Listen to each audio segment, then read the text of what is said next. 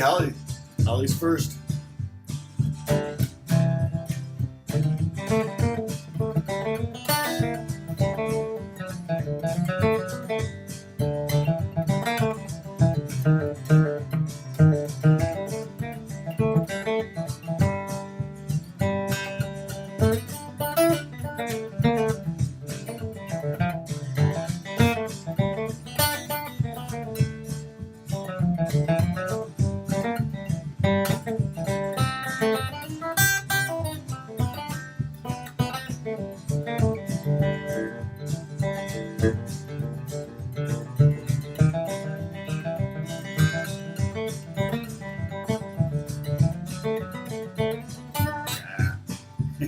I'm trying to stick with a scale, and I keep falling out of it because it's like I'm not that disciplined. No.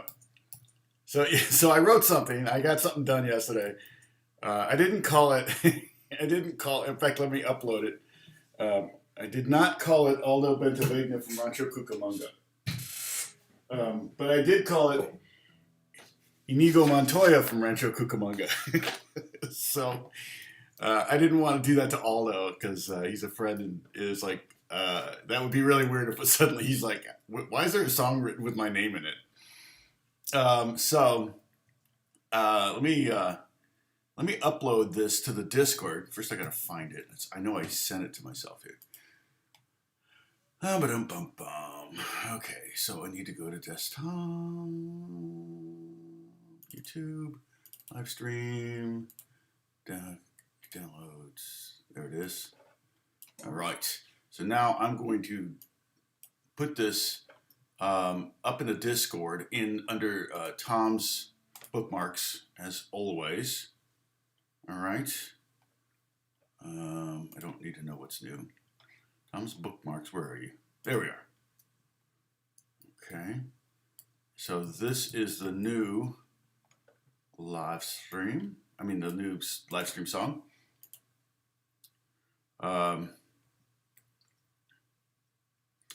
And it's funny. One of the things I think is somewhat inadvertent, kind of inadvertent, or maybe it's intentional. I'm Bruce. You're not on here yet, or maybe you are. Hey, Mark Boldman, how's it going? Good to see you. Hook, what's going on? Holly, Charlie, Drew. Let's see. Bob Schumann in the house. David Sillers. Yes. In Scotland, I bet it's cold and rainy. It's cold here. It's windy again. We get a lot of wind today. But it was windy on my walk this morning. But I see a lot of clouds. Usually when it's windy, there's not many clouds. But yeah, one of the things I try to do when I started my YouTube channel from the get-go was kind of a more, I don't know, not like how to play a certain lick, but maybe more why to play a certain lick, or why it was created, or something. I spend less time teaching. I don't really teach songs, but I really teach maybe how to make songs. Actually, it was one of the best comments I ever got was someone said, "I really like how you teach. You don't teach about playing music. You talk about making music." And so that's kind of really just, I think that's kind of ingrained in who I am, because I've always been a writer. Actually, before I even played guitar, when I was 7 years old, I filled up a book with lyrics. I wanted to be John Lennon or Paul McCartney. So I had this little notebook, and I filled it up with lyrics, and it got lost on our move from Washington, D.C. to Philadelphia when I was a kid. Somewhere it must have gotten left behind, or got packed or something. Anyway, it was lost. And I even remember some of the lyrics. I mean, of course, they're 7-year-old writing them, so they weren't very good or anything. But it's just funny because I really wanted to create.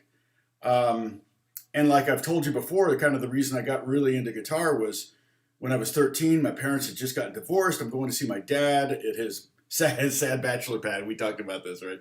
That's going to be when we do the blues, that'll be the sad dad bachelor pad will be the song title. But this one is Inigo Montoya from Rancho Cucamonga. So, and I could have used his full name, but nah, I decided not to. but you know, I was begrudgingly taking guitar lessons, but I was starting to get into it. By 13, I was into it a little bit, and I wrote a song, and I wrote it out in music. There was no tab back. I never seen tab when I was back in the early 70s. So, hey, Mayank, what's going on? Long time no see. And Bruce is here. No notifications. Weird. Okay, well that's all right. That's why I don't start right away because everybody joins in late. Um, and I remember I told you that every boy wants to please his dad. Every boy wants to somehow impress his father or whatever. It's kind of innate in being a boy. And so, but when my dad was really impressed because he was a drummer, but he didn't read music, and he wasn't a drummer like full time. It was what he kind of did through college and as a hobby.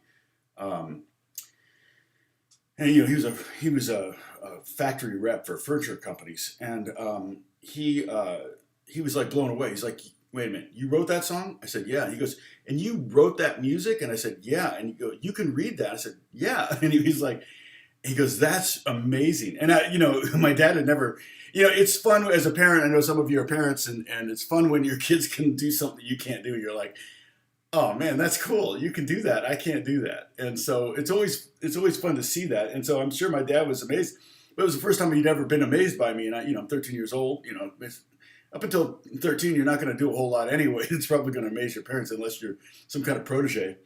And so that's really what kind of got me into guitar was that the fact that I could create something out of thin air. And so that's kind of, it's funny because when I wrote this yesterday, this is like the third draft of this. Because at first it was I'm like, this is too hard. I have to simplify this a little bit, and then it was like, oh, I don't know. And now I'm having third doubts about it because it's, and I'm not sure if it's my composing skills or if it's the innate sound of the scales that we're using for this week. But it sounds more like a Benny Hill theme than it sounds more like yakety sax, kind of a 50s, rock and roll instrumental thing than it does like a bluegrass. I'm going to play it for you right now. You can hear what I'm talking about. I think part of it is also the tempo. I think if I could get this up to, 175, which I was just trying it at 150 just a second ago, and I just wrote it, so it's not really under my fingers quite yet, but I think if I got it faster, I would probably,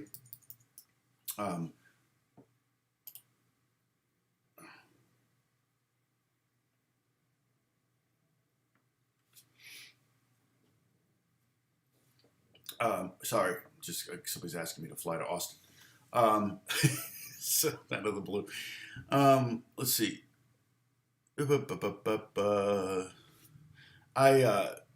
was it? It's been crazy lately. It's just a lot. Sorry, I'm just getting lots of text right now. So I don't know, but regardless, and this is now up at the Discord. Regardless, so if you're not at the Discord, I don't think our links are working. Oh, you know what? I think I can pin it, right? The pin shows up. So let me pin the Discord link. I might as well have something pinned there. Introductions. Here we go. I got to grab the link. And then I'll pin that, and you can go there and join up. If you never used Discord before, don't be afraid. It's yet another thing to join. Another thing to learn. But it's where a lot of the discussion continues afterwards, particularly let's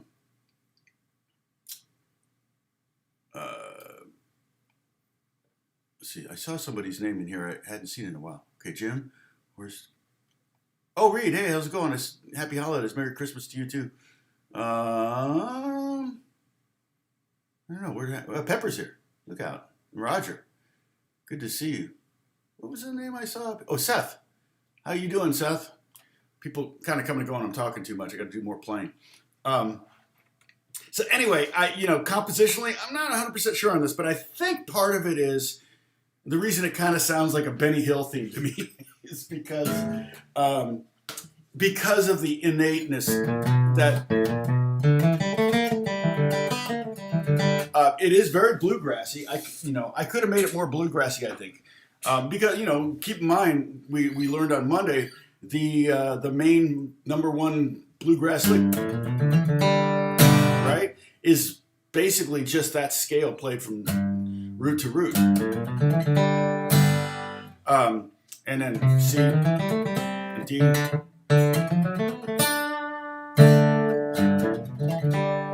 And I didn't do that lick anywhere in here per se. It kind of starts at, but it doesn't sound like it at the slower tempo. So it just kind of sounds a little goofy, but it's still a good. Just think of it more as an exercise than as a legitimate kind of tune. But I could, I almost hear it more cartoony. It sounds like a cartoon or something. But here's what I wrote. Remember, there's a pickup. So I'm starting on 3. 1, the end of 3. 1, 2, 3.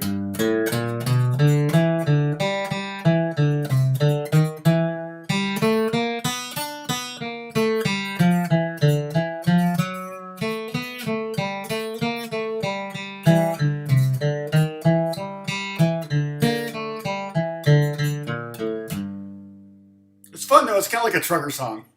Trucker. It's more trucker than bluegrass. And then it goes. I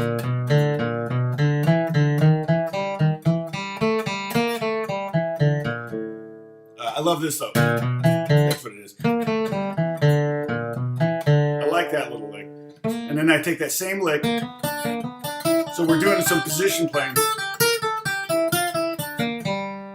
But I thought that would be a good way to introduce it. So by doing a lick and then moving it up an octave and say, oh, okay, that's how you can maximize one lick. You can do it in 2 different octaves. That way you're not just learning one lick, you're learning 2 licks. Okay?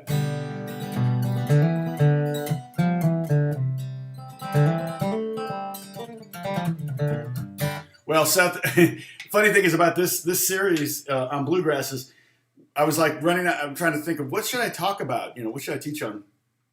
And I got somebody said, oh, what do you want to learn? And I went, hey, that's a great idea. Why don't we learn something together? So I'm kind of learning as we go on bluegrass too. I mean, I can fake it. I'm not a bluegrass player. Bruce says, don't tell people that. Sorry, Bruce. Also, you sent me a text the other day, and I'm trying to find it. Where was that? Oh, there it is. And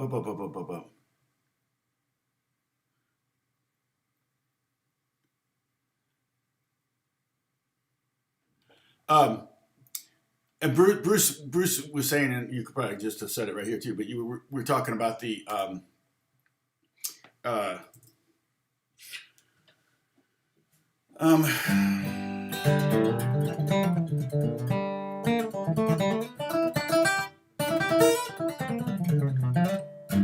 we're talking about the super duper beginner lessons, and I may do that still. I mean, Bruce was saying, yeah, all the top YouTubers have those beginner series, and usually a lot of those series you got to pay for those things. Like the top YouTubers, a lot of them you've got to pay for that stuff. Sorry, I'm just cleaning up my desk. It's my office is a pit right now. And so maybe you'll get lucky and I'll drop a pick in the process, and then you guys can all take a sip. Let's see. Just putting all my picks. I got a million picks out. And so, but part of I'm a very contrarian person in everything I do, and not that that's brought me huge success necessarily, but it has brought me some success because I do things that most people aren't doing, and so therefore it kind of makes me stand out a little bit. But the super duper beginner lessons would be super duper really, really basic. And my thinking is that wouldn't be used by 7-year-olds or even certainly not 14 or 15-year-olds, because they're just like, oh man, dude, go faster. It would be more like 70-year-olds. If you're wanting to play guitar and you're 70 years old, here's an F note. And E, F, and then E or F, F sharp, F sharp. You know, that kind of, it will be, it would be super duper basic.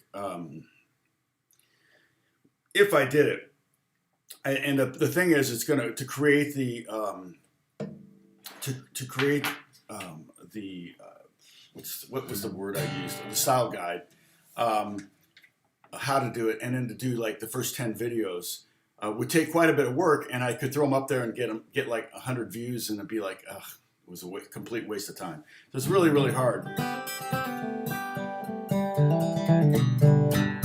So that's kind of where. So I'm still trying to decide if it's something. So if it's something that's already out there by 1,000 different people, I'm not going to do it, because that to me just seems like, well, they're going to do it better. I'm not going to spend the time to get really good videos. It's not because I spend more of my time writing. I'm working on lots of records right now, and movies and games and TV shows and stuff like that. So that's my priority. So that's kind of where I'm at.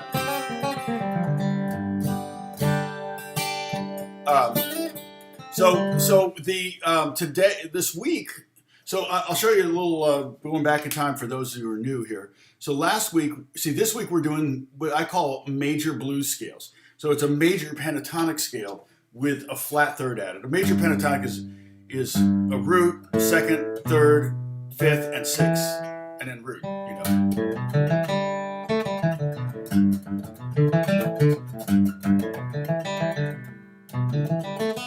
And we're doing everything in open position just to have more open strings to make it sound more bluegrassy.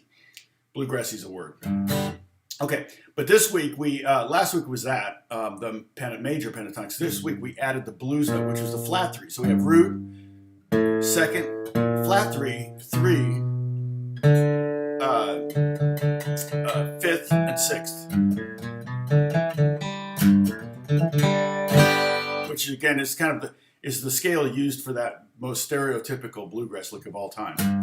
And again, that is third fret on the bottom string, sit on that for a second, and then go on the next string on the fifth string. This is for the G lick. They even call it the G lick. So if you're in bluegrass, play the G lick. That's it. Okay, and then open, first, and second. So you sit on this note for longer, like it would be a chord or an eighth note, and then these would be 3/16. And then you go to D, open D, second fret, and then back to open D. And then hit the open G. And then maybe hit the chord. Just kind of put a button on it. Okay, so last week we did these scales where we just did the major pentatonics. This week we're doing the major pentatonics with that flatted third. So you see that extra note added in there. You can look at the first scale at the top, and you look at that second string from the bottom, the A string, and you can see, oh look, there's a B flat added. The D major blues is a mess. It was a mess there, down at the bottom here. That scale's a mess anyway. You got 3 notes on one string, 1 note on one string. It's like, ugh, it's an awful scale. And then this only makes it worse, right? Only makes it worse. Okay. Then this was what we did the first week, which was just play pure G major scale.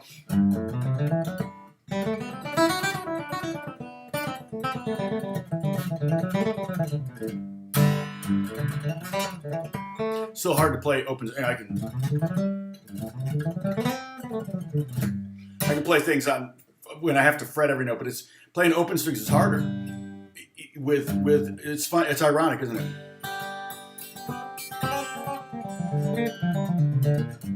Well, Seth, if you can read tab, you'll be able to. In this music, I created both tab and written music. So, like I said, I wrote this yesterday.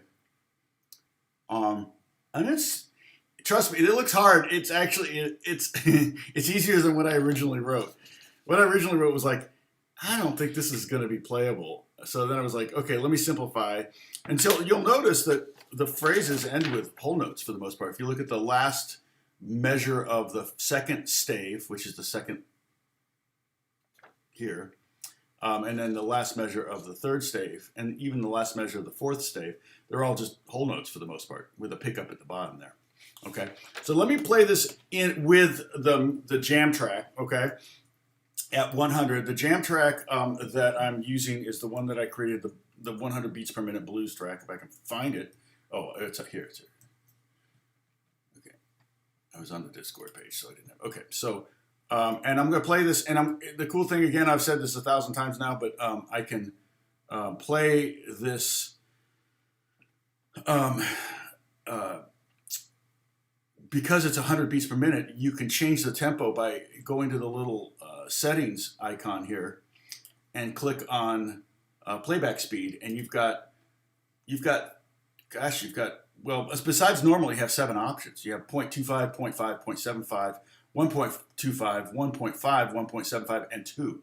And so basically, if you just, like the 0.25 would be 25 beats per minute. That's really, really slow. Right now it's 100. If I go to 1.25, then it's going to be exactly 125 beats per minute, which is really cool that it works out that way. So, all jam tracks should be 100, and that way you can adjust them here. Okay, so here's the track. Hold on. 1, 2, 3.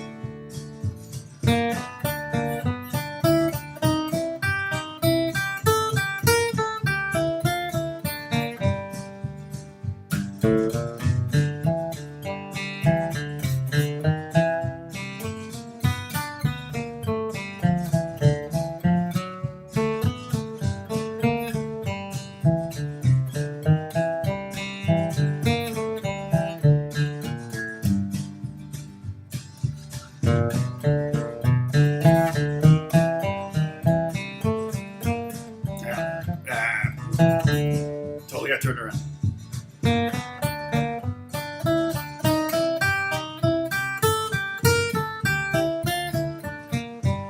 Now there's a lot of double hits. I did a lot of double hits in this. I also did stray, I think once or twice from the scale, from the scales. But another thing I did was sometimes I'm doing anticipatory licks. Like for example, when I went at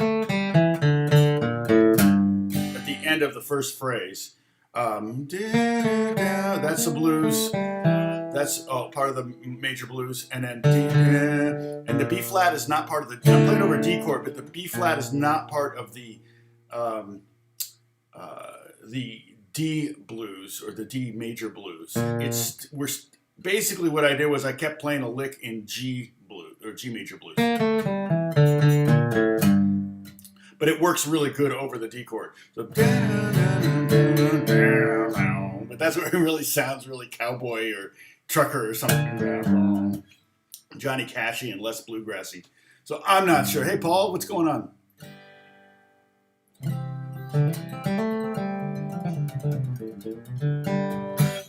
Paul, that's a great question.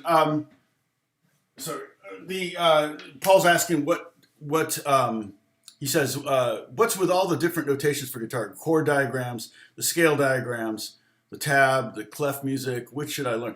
Well, the chord and scale diagrams are just instructive. Like, here are the notes that are good in this key or whatever. Here's the scale. You could also write it out in music, and you could also write it out in tab. And so, yeah, it's kind of whatever works best for you. I mean, if you were going to be a professional guitar player, I would say learn how to read music. And the reason is, actually, I'm going to swap out glasses, I think. A little. Let's see if it's better. Oh, it's filthy. The reason I would say read music is because most professional guitar players can't read music. So what you're doing is you're eliminating a good chunk of the competition for specific gigs. Especially if you're just trying to make a living. If you're an artist, that's a different thing. If you're in a band, that's a different thing. You don't need to read music. But if you're trying to make a living playing music, there's still many situations where music reading is either required or comes in real handy. At our church, we use music, although Alex memorizes everything, or he just innately knows songs and plays them and listens to them, or he doesn't need music. I mean, if there's a specific melody, he'll learn it or something. But for the most part, he knows. He just is good at hearing the things and doing a good thing. So, um, but the but like for example, our church we do have music. So if someone's subbing and they don't know the tunes, it's good if they. I always have to make sure they can read music. And then the other thing is like pit bands in like if you're going to play with a musical or something like that. And every town has musical theater and they need musicians. And so you can make in a small town you can make $100 a night playing at a music theater thing, and that's a lot of fun. It's a couple hours work and you're done. Or you can make more than that. It depends on the gig. So and it's fun, and you get to hang out with a bunch of people, and you do a show run, and it's like, it could be with rehearsals and shows. It could be 5 or 6 weeks of work, which is and then you get to hang out with a bunch of fun people. So definitely think. Let's see. But we've got some questions. But when it comes to absolute beginner lessons on YouTube, in my humble opinion, I think when you are an absolute beginner, you really need private lessons at least. I agree with that, Becker, and would say that it's really hard to get some. This is difficult because I mean I've done a few online lessons, and I'm Becker. I think you're doing that, but I've done some Zoom lessons, and it's really hard because it's like hard to see their hand. You can't really play at the same time. You can't. There's a lot of talkover issues. There's also issues with, like, if we're trying to strum together, it's like it's out of sync. So that's always tough. But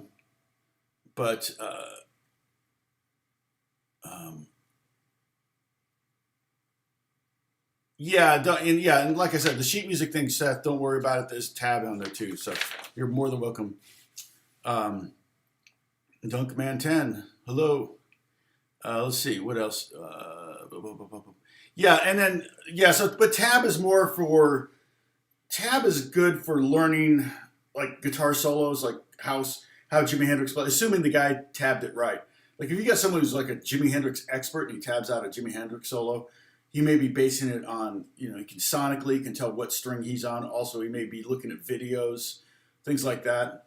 And so that, I've got a Django Reinhardt book that's like a double book because it's fingered with 4 fingers, and then he refingers all the solos that he did with 2 fingers. So it's pure speculation, but Django really only had 2 fingers to play with, and it was pure speculation how he fingered them, this guy, but because there's no real good video of Django playing guitar.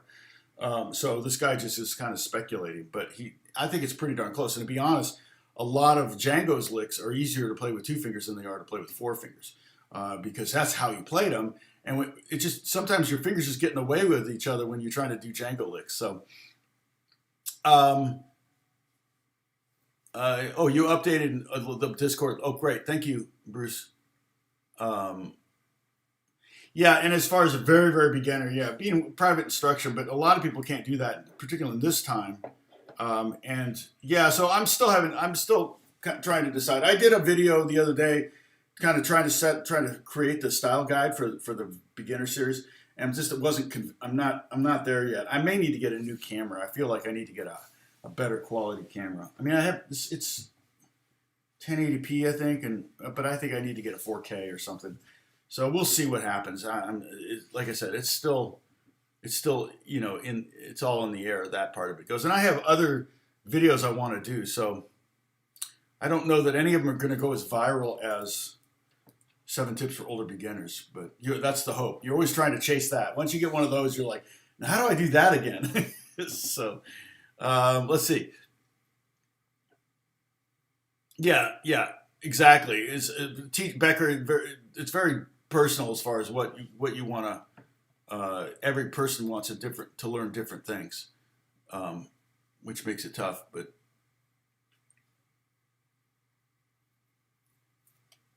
yeah, and I've learned a lot on YouTube. I mean, I've fixed things around the house thanks to YouTube, but I wouldn't call myself a plumber.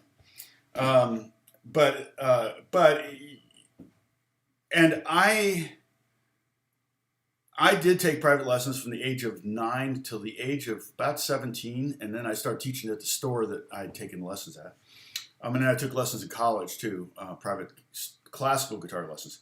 But other than that, I'm largely self-taught. In fact, when I was taking lessons in junior high and high school, my teacher couldn't keep up with me. I mean, I would show up with, he would show me something and I would have it down the first day and I'd be like, oh, man, I need to take a lesson every day. I can't afford it, but I once a week isn't enough. And so that's kind of why they offered me the job teaching at the store. So, but I'm just a perpetual student, and there's 5 or 7 ways that people learn, and I kind of try to play to a lot of those. And Paul, that's probably part of the reason why there's so many different methods of guitar notation. Everything from tablature to music notation to scale. I got to go to today's scales, this week's scales. Sorry, there's this week's scales. And there's the Discord link. Can everybody see that Discord link pinned up there? Hey, Jay, good to see you. Oh, good. Thanks, Seth. You joined the... Okay. Yep. So everything, every piece of paper, every diagram that I've created is up there. I throw for the live stream. I put up there on the Discord, so you can download it for free. For example, like these 3 scales to my right, your left, right here. Woo, I did it. I have to think before I point. I'm like, right there. Those were all have been uploaded to the Discord. And what you can do is download them and put, like, you can put those scales, these scales, and these scales all in one Word doc and print it up, and there you have it. And the red notes are the roots. So in the first scale, those 3 red dots are all G notes. In the second scale, those 2 red notes, those are both C notes, okay? Because we're doing a C major blues scale. And then the bottom one, the messy D major blues scale, is those 2 red notes are D's, of course, okay? All right, so, hey, by the way, today's coffee is brought to you by a generous donation from the John Y. Foundation. So thank you, John.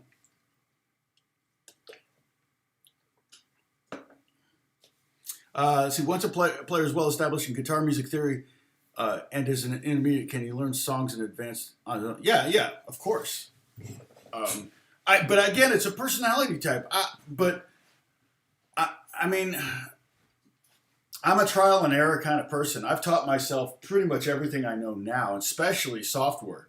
I mean, I've never taken a software lesson. It didn't exist when I was in school. So, Logic, I work with Logic all day long, and I don't know if I learned it more out of necessity or if I learned it by tinkering. Now, at this point, I can't remember, but I definitely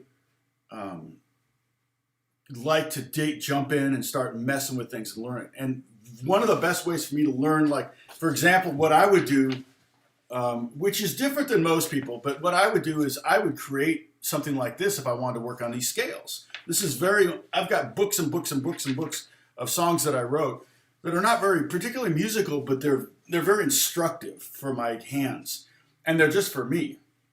I also, I really like Charlie Parker, the jazz saxophone player from the 30s, 40s, into the 50s. And so I started to transcribe his solos, again, on a record, so I'm going to have to lift up the needle, find the notes, put the needle back down, and I transcribed them like, as best I could, as much as I could, and then tried to play them on guitar. That was huge. And I didn't tab it. There was no tab, there's no tab for saxophone solos. So I kept it in written music, so it helped me read music too. So, I definitely think music theory definitely, knowing some theory, and that's why I'm always trying to sneak it in. I always say there's not going to be a quiz on this, but whenever I sneak in a little bit of music theory, like when I tell you, okay, so the G major blues is a root, second, flat 3, 3, 5, and a 6. When I tell you that, I don't expect I'm not going to quiz you on it, but I do. But my hope is that eventually you'll start to understand that. And the more you know about theory, the more light bulbs you're going to have. The more light bulbs are going to go off. You're like, oh, well, that makes complete sense. I see it even happen right here on the live chat. Sometimes people go, wait a minute, that, and I'll get messages all the time of people that like, dude, you totally like, I never thought of it that way, and you're 100% right. It's like that totally makes sense, or whatever. So now I can break this. We can break this down. There's a couple things that I did here. There's a lot of double notes. I could have made those quarter notes. Let's see. I could have gone, instead of hitting all these notes double. But I just like the double note sound. It's kind of a fun thing. So I did that. I touched my face so we can all take a sip. But the double note thing is often a tool you use when you want to go somewhere, but you don't have enough notes. So just on the way there, it's like I was talking about like Lukather could just do these, and he gets to the note right on the downbeat. I'm like, how did you go from here to here and land right on the downbeat? Just like improvising. It drives me crazy. I can kind of do that now, but sometimes what you'll do is you'll be on your way there and you realize, oh shoot, I have too many notes, or I don't have enough notes. So you just hit another note twice, you go, like that or something. And that's kind of what I'm doing. At first, it kind of happened that way because I really wanted certain things to happen or certain notes to line up. And I went, dang it, I'll just hit the note twice. And that's a very, very common musical device. It's funny because we used to make fun of, I remember making fun of Black Eyed Peas because so often they would write lyrics and it would be like, I can't think of any lyric in particular, but like Paul Meyer, what do you say? Thanks, Becker. A dozen years of piano lessons. Okay, so say the lyric was a dozen years of piano lessons, but that wasn't long enough. They needed to be longer, but they couldn't think of anything else to say. So it was like a dozen years of piano lessons. It's like they would just repeat it, and that's kind of what we're doing here now. I hesitate to make fun of Black Eyed Peas because Taboo's one of the members is a good friend of mine. I've known him for now pretty long time, and he was in Pasadena. We were kind of hanging out a bit, so did some writing with him, had some songs come out. So I'm not making fun of them. I'm not laughing at them. I'm laughing near them. So. I definitely think private lessons is a good way to go if you have a really good. For one thing, you gotta have a good teacher, and you can have a good teacher, but just not a good rapport. So if it's not a good rapport, or they don't teach what you want to learn, a lot of teachers will teach you what they want you to learn, and sometimes you have to accept that. I mean, I've been in that situation where I think I wanted to learn X, Y, or Z from a teacher, and he's going, no, you need to learn PDQ. And that is oftentimes the teacher's right because they're smarter than you. That's why they're the teacher. So, but songbooks. John, I can't. Yeah. I mean, definitely. You can definitely learn from those. I bought the Eric Johnson one for Avia Musicom. And I think they tabbed it out pretty good. I think they worked with him, and I think it was pretty darn close, because sometimes they're not close. I think a Pink Floyd one would be really close, because it's pretty obvious what David Gilmour is doing. But Eric Johnson, man, a lot of his stuff doesn't make sense. And there were ways they wrote things out that I went, I don't think that's the way he did it. And then sure enough, I saw videos later. Sorry, something in my eye. I saw videos later, and sure enough, that's how he did it, and I was like, wow, that's crazy. But so I never would have figured out how he was doing certain things if I had not had the book.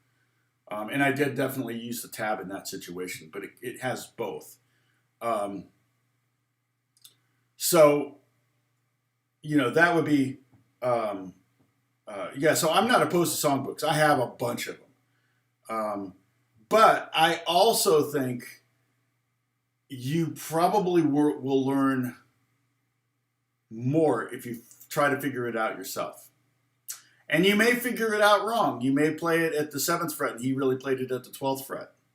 But you'll learn how to figure out that the position playing thing. You'll learn to figure that out when you realize, oh shoot, well, how did he get to that high G? Oh, well, you can't reach it from the 7th fret, so I guess he was at the 12th fret. He played it at the 12th fret. So then you refinger everything, and then you go, oh, now I can hit that high G note. Okay, so.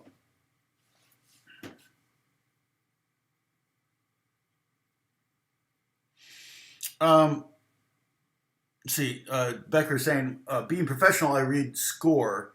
It's a must when you go pro and study music at the conservatory, for instance, like I did. But I teach guitar to players that I do for hobby. I teach pop-oriented guitar. Becker, I'm the same way. I'm the same way. Now, if somebody's learning classical guitar, no, I just use Carcassi method, and then there's no tab. I mean, actually, they have Carcassi methods now with tab. But if you want to learn classical, if that's what you want to learn, then I teach you how to read music. If you want to learn jazz, I teach you how to read music. But if you want to learn pop or rock or anything like that, yeah, tab. Yeah, that's exactly right, Becker. So yeah, I'm not saying tab. I use tab most of the time, to be honest. It was just the fastest way to get a song down because they want to learn a song, they're going to memorize it. They don't need to read anything. Like Back in Black, so they want to learn Back in Black. I'm not going to write that out in music for them, So, Destiny Masters, what's going on? Did you ask a question? Oh, hey y'all. No question. So, I don't know if I've seen you before. Let's see. Becker, for that reason, reading tab you can learn 15 minutes. What takes? Yeah, exactly. Yeah. Although, I feel like music has its definite benefits. Although the funny thing is with this, because of the nature of these scales, I've got lots of flats and natural signs in there. Flats, naturals, and sharps, and all sorts of stuff. So it's kind of a mess musically to read. I mean, I look at that third phrase, and there's like a B natural, a B. See, I didn't put a natural. I'm gonna do a screenshot. We're gonna talk about music anyway, even though I'm like, tab's fine. I'm gonna do those 4 screenshots of the phrases again. Oops. Oh, good. Got it. All right. 1. Click.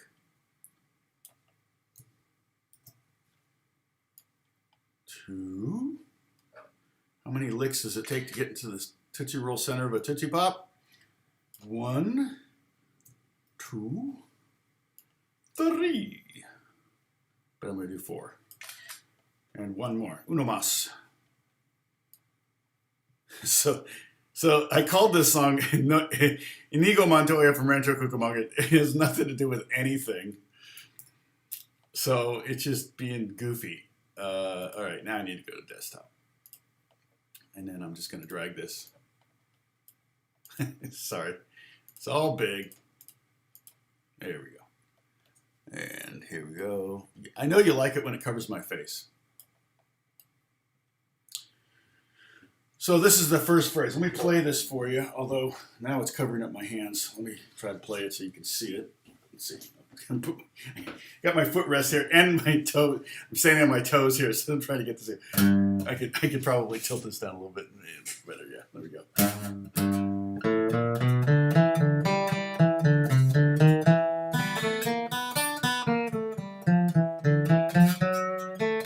Okay, so that's that phrase.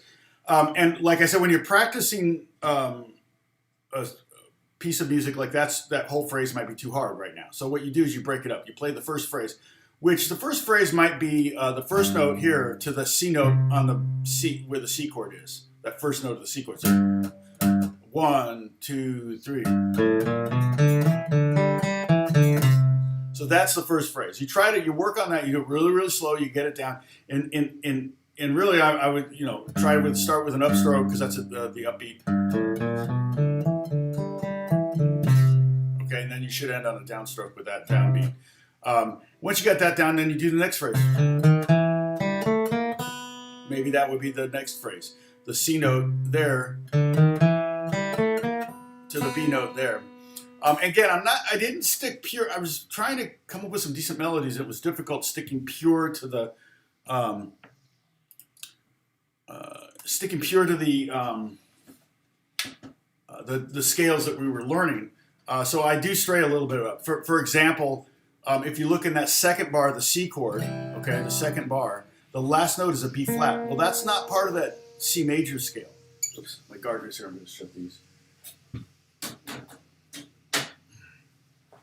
That's not part of the C major scale. But it's part of the G major pentatonic scale. Okay, I mean the G major blues scale. So it's kind of anticipatory, right?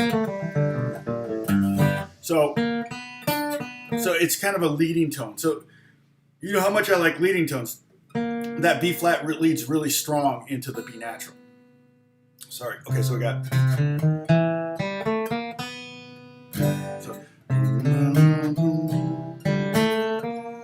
But it's also the seventh of the C chord, which I always like. I like playing that seventh of that seventh of the four chord. Always sounds really good. Let's see.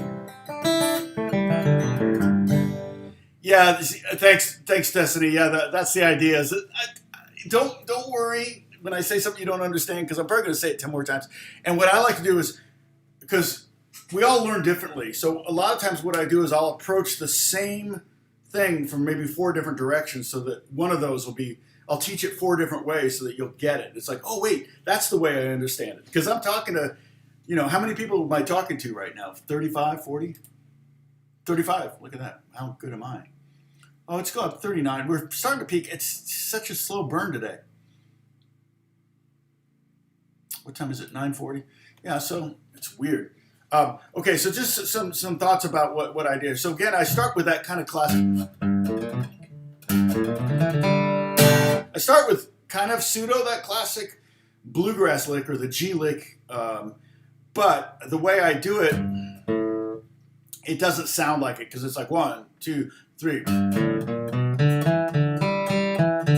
It's slower.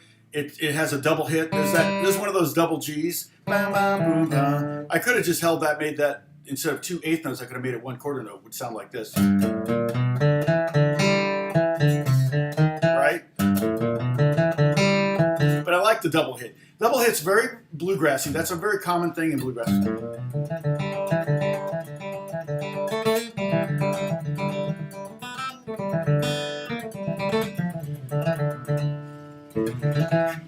You can do the double hit quite a bit, and I do it a lot in this song.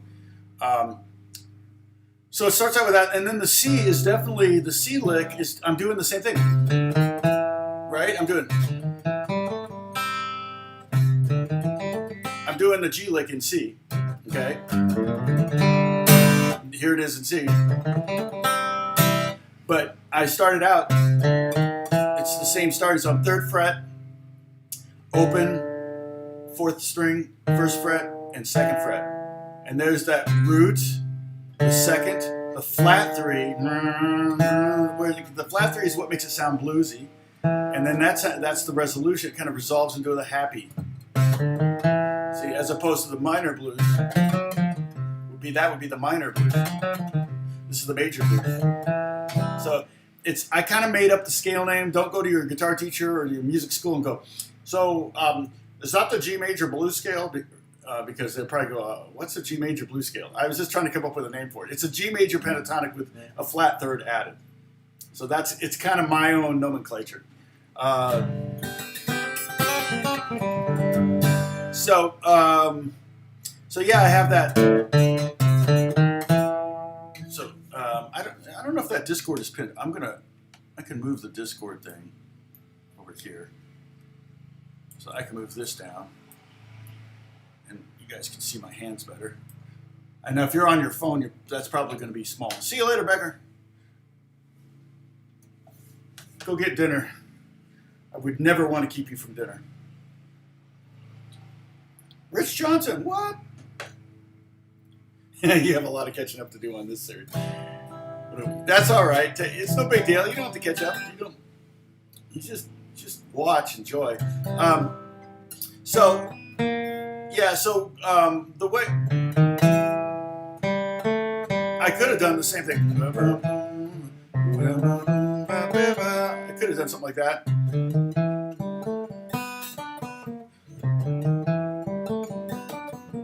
I could have done that. Almost wish I had. And that note is also not in. I just like the sound of that F over the G, but also it's anticipatory of the D, the flat 3 and the D chord coming up. So again, melodically, I was trying to create a melody that was interesting, and so I was cheating a little bit about being purist on the scales.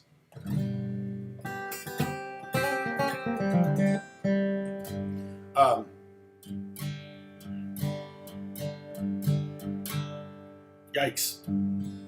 So let's see. So that would be C. But what I did was I kind of did a chromatic thing. I'm almost actually right here. I'm playing the G blues again. So right in that G chord, over the C chord, I'm already starting to play the G pentatonic or the G major blues. And then here from the G chord, the third bar, I'm playing open B, 3rd fret, open B, 3rd fret on the 3rd string, 2nd, open, 3rd fret, 2nd, open is where I'm going to land up. So what I did was I created a lick that I thought would be fairly easy to play there. And then we do the very, very D major blues sound right there. We go D, the root, the 2nd, the flat 3rd, and the 3rd. See, that seems to be a running theme, right? We got the root, 2nd, flat 3rd, 3rd in G for the very beginning. The C chord, root, 2nd, flat 3rd, 3rd. And then I did the same thing, right? Doing the, almost sounds like Gorilla DeVille or something. Not quite, though. That's Gorilla DeVille's pure chromatic. It's very close, though.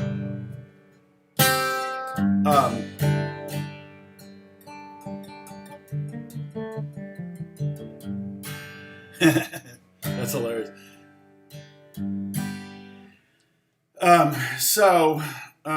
Let's see. So that, yeah.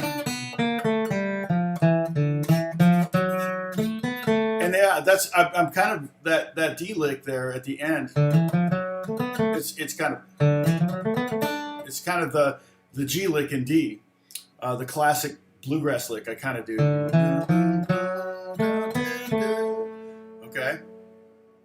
So that's the first phrase. Again, it sounds like 1, 2, 3.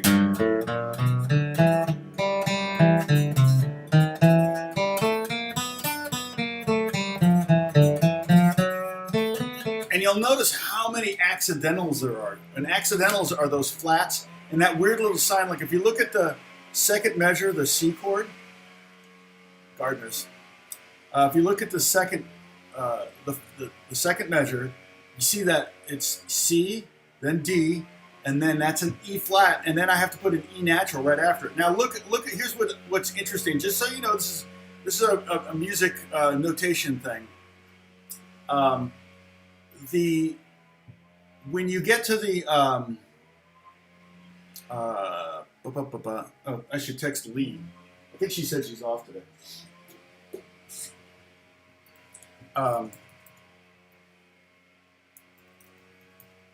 Everybody wants to talk to Lee, so.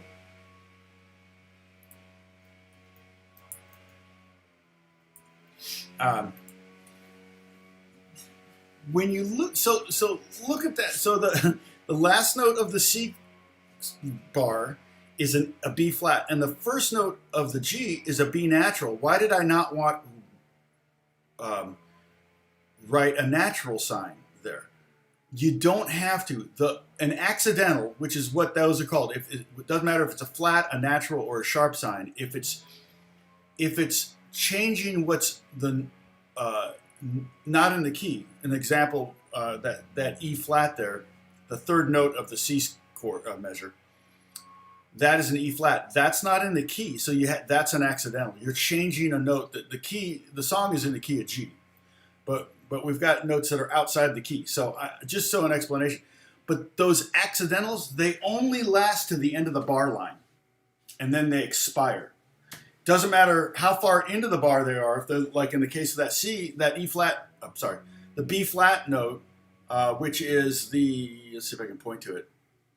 Right there, basically, the last note of the C chord bar. That B flat, that flat sign expires because of that bar line right there. And so when I get to the very next note, it's a B natural. That becomes a B, okay?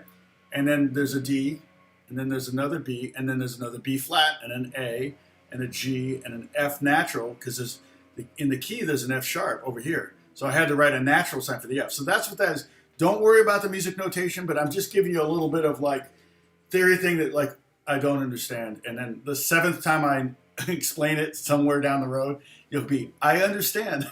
So, but some of you, Becker would understand that.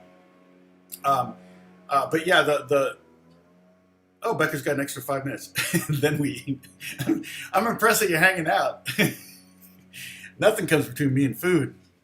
So anyway, that's the first phrase of this Inigo Montoya from Rancho Cucamonga song. Stupid name. And next week, what are we doing? Am I doing the minor blues? I think I'm going to do the minor blues, or I might do the G. Maybe I'll do the G Mixolydian. That way we started with a diatonic scale, a 7-note scale. Then we went to the pentatonic, and then we went to the pentatonic with a blues note. So then I might do it again, because I got at least three more scale sets to do. G Mixolydian, which works great over this. And then G minor, the minor blues, or the minor pentatonics, and then the minor blues. And I think that would pretty much cover our bases. And again, we talked about this. These are all tools. And so when you're going to construct a guitar solo, you have more tools in your toolbox. And that's why it's difficult for me sometimes to write these songs to play each week, because I'm trying to limit myself to only the one tool. In this case, the major blues, these scales over here. I can't point. This is harder than it looks. Let's see, Gary. What did Gary say? Accidentals are there to prevent accidents. Exactly. They are. Hey, Mike Floyd, what's going on? All right. So, Matt Two-Way. Tom, what goes through my head when I'm playing scales? It depends. If I'm just practicing scales, it's more just like try to get the picking right, get the two fingers lined up, the two hands lined up. But when I'm soloing, I'm not necessarily thinking scales so much. I'm trying to think of melodies. I'm trying to create melodic ideas, even if they're fast and they sound like scales. They may not be singable, but it should be somewhat melodic. So that's kind of, I don't know, nothing really goes through my head generally. So yeah, accidentals almost guarantee accidents, to be honest. But at least they're there. If they're not there, then if I didn't write those accidentals, you would just think those were E notes and those were B notes instead of B flats and so on and so forth. Okay, so I'm going to delete this, and I'm going to bring in, yes, the next phrase. So here's the next stave, as I said before. Remember, stave is this is a stave. S-T-A-V-E. No quiz on that. You won't need to know this. Okay, so this is, if you look at this as pure eighth notes, so rhythmically speaking, if we were to clap this out, it would just be 1 and 2 and 3 and 4 and 1 and 2 and 3 and 4 and 1 and 2 and 3 and 4 and 1, 2, 3, 4. Okay, so we have 8 eighth notes in the first bar, 8 eighth notes in the second bar, 8 eighth notes in the third bar, and a whole note in the fourth bar. So, I give you a nice big whole note there to rest on after doing all this lick. So here's the phrase. And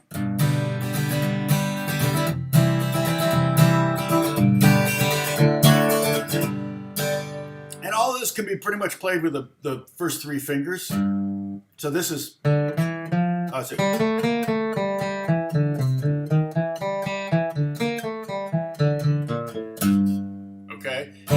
Again, it kind of sounds like a trucker song more than it sounds like a bluegrass song.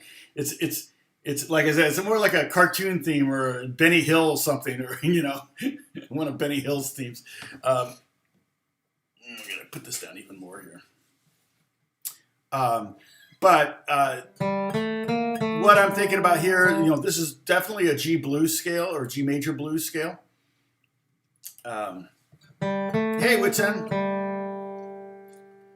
And so what I do is I start with the G, second fret, third fret, second fret.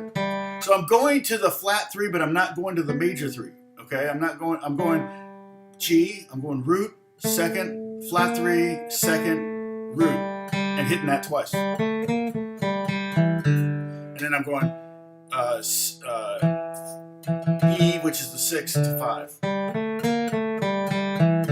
And that leads me really nice down to the C note. So I'm starting on the root. We didn't talk about that with this, but the G chord, the first note I'm playing is the root of the G chord. Okay? The first note I'm playing over the C chord is the root of the C chord. And then the next phrase, I'm playing the B flat, which is the flat 3 of the G. And then it goes to the D chord, I'm playing the D, and then I'm ending on G. So for almost every chord change here, I'm starting on the root of each of these chords. So it's pretty inside. That's pretty inside. All right. Okay, so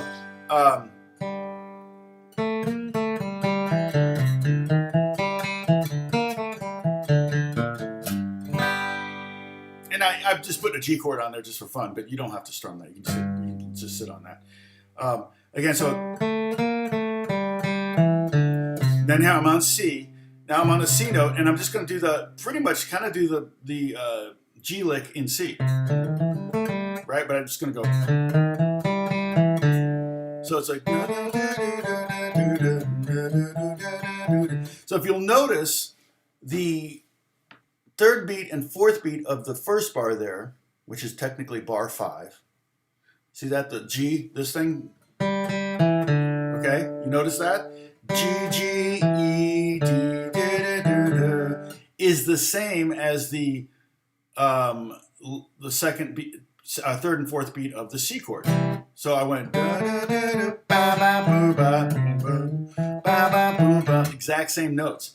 So that, again, from a melodic sense, from a music sense, it's what that does is give your listener kind of something to bite into, something to get their teeth into and to recognize, so it sounds familiar. That helps with making a song more catchy. All right? Good melodies should sound like you've heard them before almost. And in this case, when I play this in the second bar of that C chord there, you have heard it. You heard it the bar before, okay? And the other thing is the next bar, if you look at the last 2 beats of the next bar, go, okay, there on the D chord. It's the same kind of thing. I've got that motif of playing that, whatever note I'm playing it twice on beat 3. I'm playing the same note on beat 3 and the end of 3. Hey, Leo. So it's...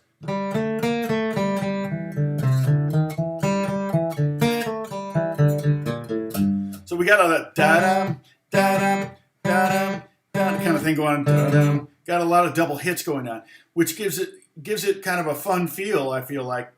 And it creates a little bit of a familiarity or a theme and variations, kind of a Beethoven-esque. Yeah, like, because I'm like Beethoven. I'm just a modern day Mozart. I'm a legend in my spare time. I'm a legend in my own mind. All right, so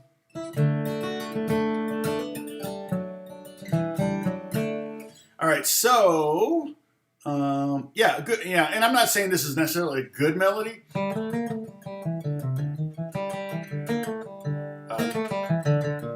But it does kind of, it does have a certain imagery that it creates, I think. But I'm not exactly sure if this is particularly bluegrass melody, but it definitely is utilizing the scales. All right. So just to reiterate, the first note of the G bar is I played a G. The first note of the C bar, I played a C. The first note of the third bar, I played a B flat, which is the flat 3 in G. but I quickly get to G by going B flat, A, and then G. And then the first, under the D chord, I play a D, and back at the very end, that last note there is a G, a low G. Okay, so here's this phrase again. I'll play it slow.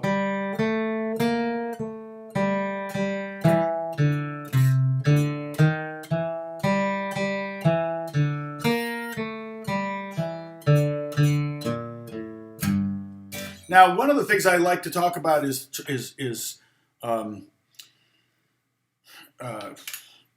the transition between chords and how much, how often I like to use, go 1 fret or 2 frets or 1 half step or whole step, keep it real close. But you'll notice at the end of the C bar, I go from a D all the way up to the B flat. So I don't utilize that. I could have gone, because I'm on the D note, it's hard.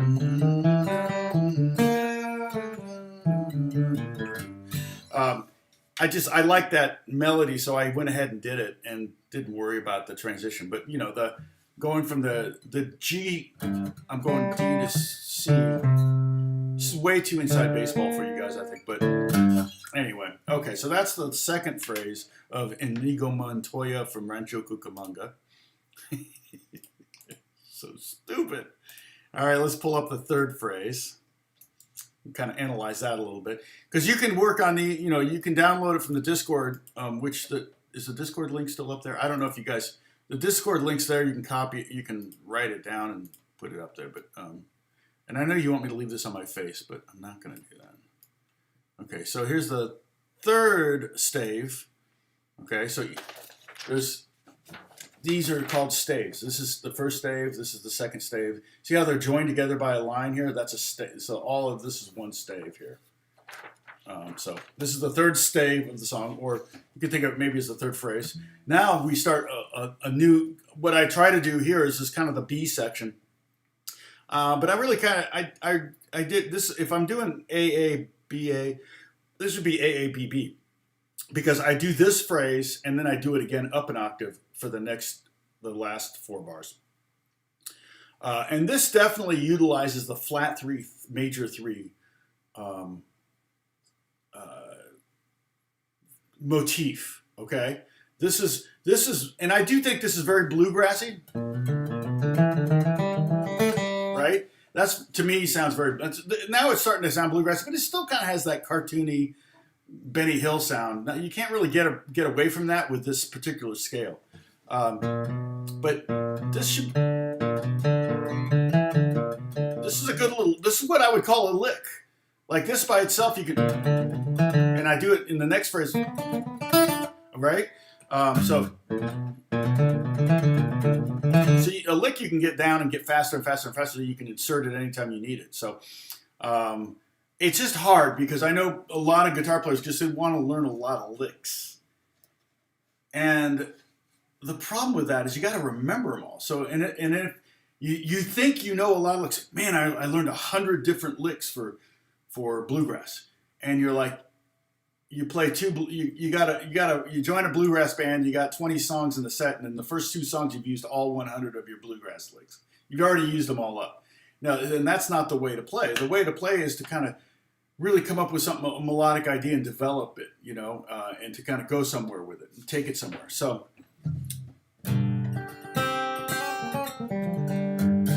Oh, dang, I'm bummed that your internet's limited. That's a drag. Your dad must be saying, no, Destiny, you can only be online for 30 minutes a day. All right, so that is the B flat, and that's the flat third in G, and there's the B, and that's the natural. So do this lick with me. First fret on the 5th string, 2nd fret, open D, and then do that again. And then hit 2nd fret on the D string, and then back to open D. And that's a great...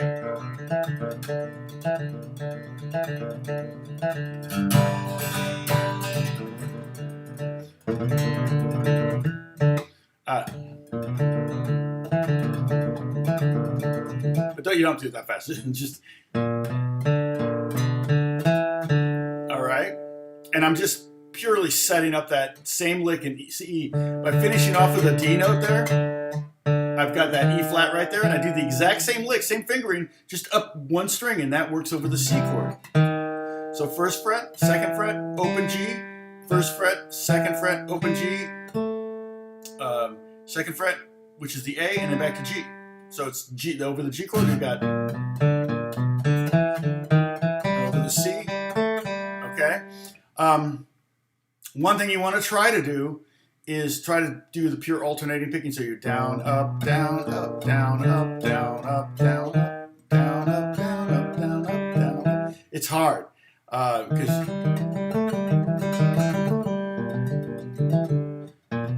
you're doing the same kind of lick 2 times in a row, right? Doing that 1, 2, open, 1, 2, open. Holly, Tom, is this your first stroke? Is your first stroke in this stave downward? Yes. The first is down. Is that downbeat? Yep. Every downbeat's going to be down.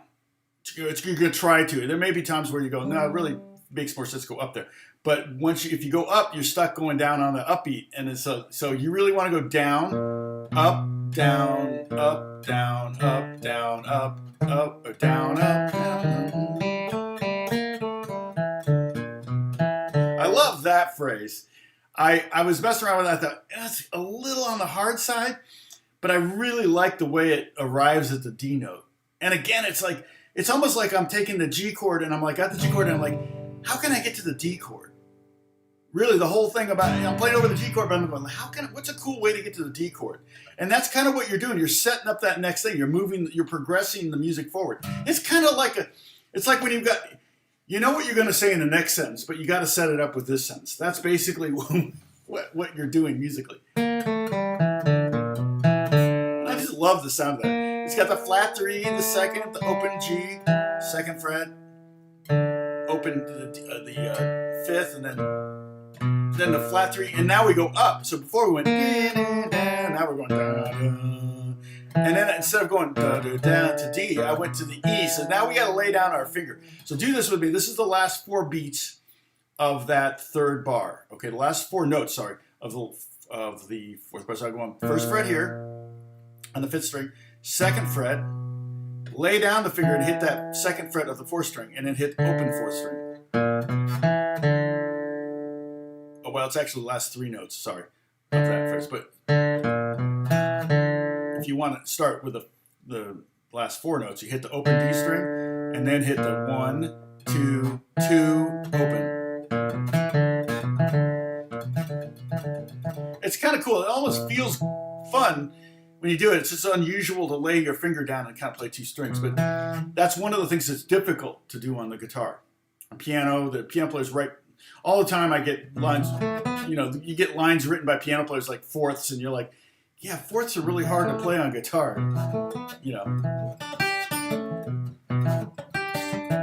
And so that, but I like the sound melodically of it, so I had to go with it. Okay, so here's this whole phrase, and it's gonna, again, I don't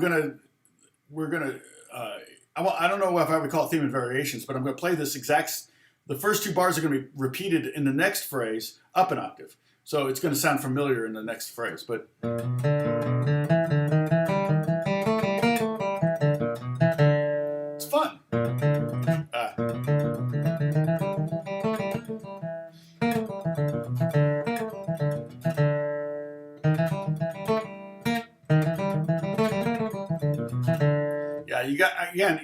You practice in chunks. Get it down, and then add another chunk, and then practice that chunk, and then add that chunk to the chunks, and so on and so forth. Mike Bowman, is that a common move? I don't.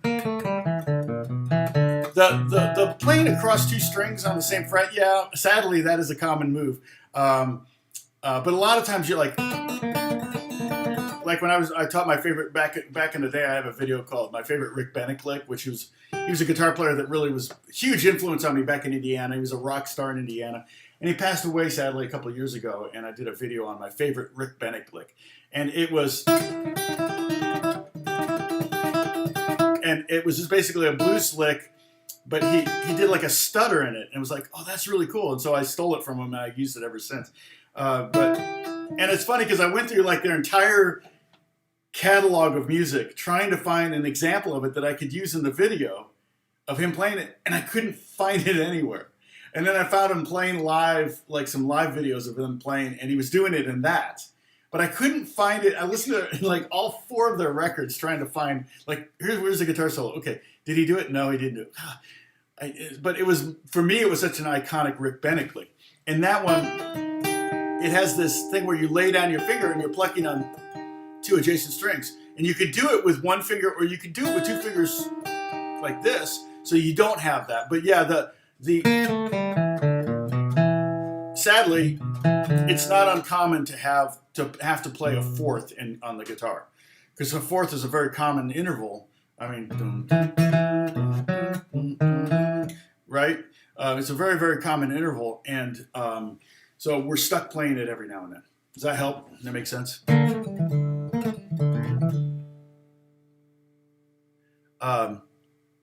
Yeah. So that's definitely, you're gonna, and I don't have fingering on there, sadly. But yeah, that's the best way to do it. And if you look at this whole stave, it is all first, second, and third finger. So no pinky involved, Holly. But, and when you said your first stroke, I was like, am I having a stroke? Because remember I said, you guys are going to help me here. If I ever have a stroke, you're going to know before I'm going to know, right? Because I'm going to start saying banana, lifeguard, tightrope. Just start saying random things. I think I'm making sense, but I'm clearly not. All right, so, yay. No worries. I'm glad you're working, Gary. That is a blessing. Okay.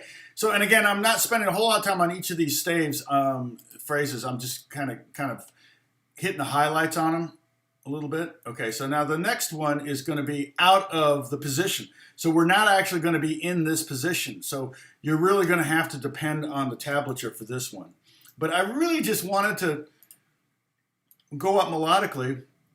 And I've talked about, we are going, someone said, hey, are we going to play, I forget who it was, are we going to play out of the position? And then somebody said, hey, you played out of the position when I was soloing. I'm like, oh, yeah. Wait, no, not this one. This is the first one. I grabbed the wrong one. Remove. It's this one, right? Yeah. So this one will just, and we've done a lot of up the neck playing, so it's not like we've never played outside of open position. In fact, almost all of our lessons have been outside of open position. So to be up here is not a big deal.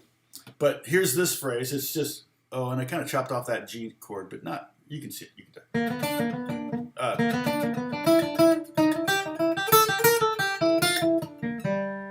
okay.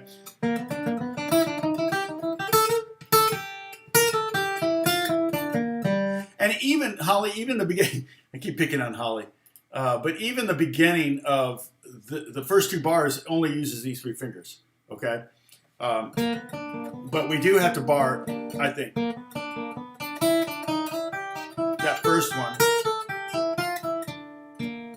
So we're going to kind of bar the top 3 strings maybe, but really we only need to get the second and third string. So you don't need to, it doesn't have to ring, the first string doesn't have to ring out, but it's probably a little bit easier if you lay down your finger here and go 3rd fret, 4th fret, 3rd fret.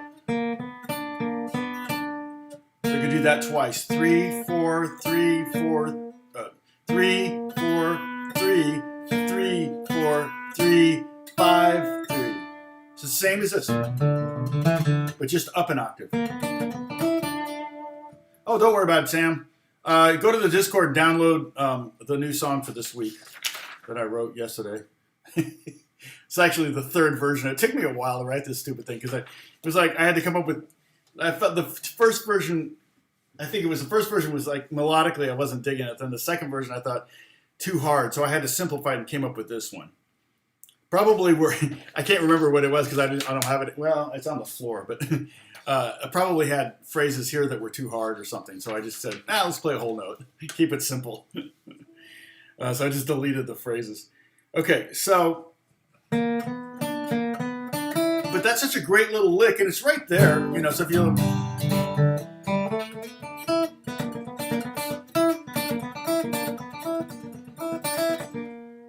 you can have a lot of fun with just those 4 notes. And what that is the flat third, the fifth, and the sixth. Notice I'm swinging. There's swing in bluegrass. It's not straight. A little square when you swing, go straight. And then it's a different fingering for the next, for the C chord. We have second finger on the 4th fret and then 5th fret with the 3rd finger. And get that with your 1st finger, the G on the top string, 3rd fret.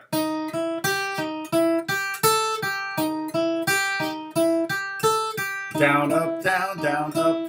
It's like down, up, down, down, up, down, up, down, up, down, up, down, up, down, up, down, up, down, up, down, up. It's hard to say and do.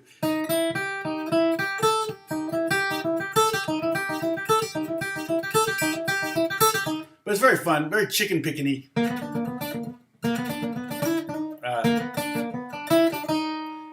The transition. Oh, I froze.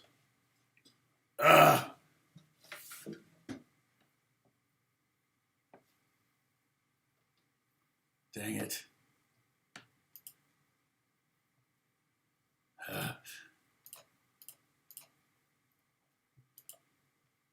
You can hear me, but you can't see me. Hold on. Quit. Oh my gosh. But I think the camera quit. The camera quit. Come on, camera, come back on.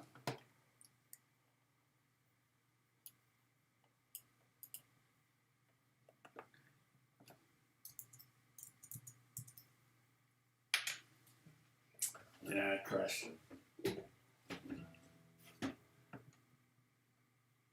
Yeah, my computer crashed. I'm going to have to reboot.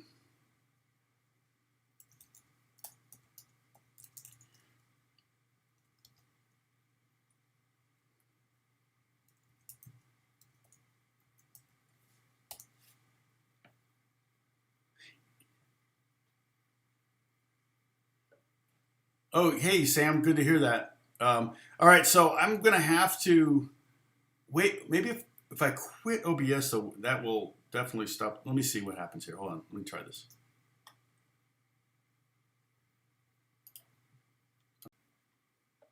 I think you can hear me, but you can't see me.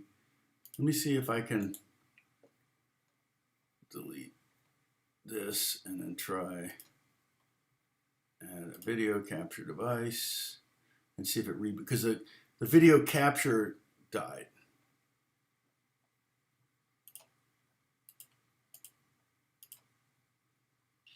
Nope. Nope, just audio. Exactly. And look, my view count's never been higher. So I'm gonna have to end the stream. Yeah, my video died for some reason. Let's see if I can figure out a way to. I don't think there's a way to reboot it. Now's the time to pick my nose, though, isn't it? No, the computer just crashed. I had a power fail, which I actually have a power, not even a surge protector. I have a backup battery, but it's something weird happened. I don't know what happened. I think the lights are fine. I don't know. Something weird happened. Okay, I'm going to log off and then log back on. I hate to do this because it ends up with a second stream, but we're going to continue this. Okay, hold on a second.